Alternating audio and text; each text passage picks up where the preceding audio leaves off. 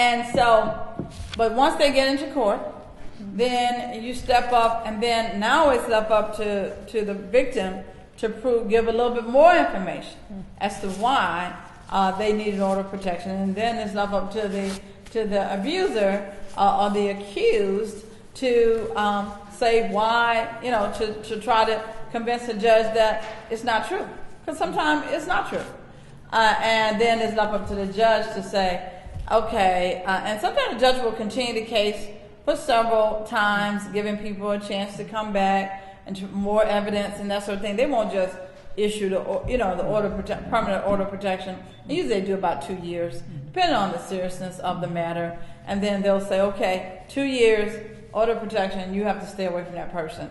And then if you complete that 2 years satisfactorily, then an order of protection is, unless it's connected with a crime, unless you also committed a misdemeanor or a felony, an order of protection is a civil filing. It's a civil offense.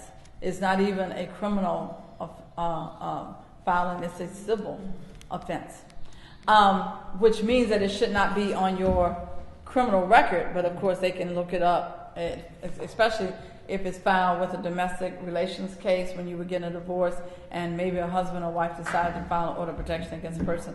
Then you can always go into your domestic relations case and see the order of protection.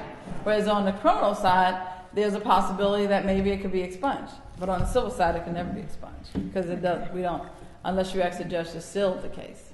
We have to be a little bit more concerned about individuals and whether or not they really have the best interests of people in their heart. That's what it's so very, very important. Well, we want to thank Clerk Brown for coming out and giving us so much time.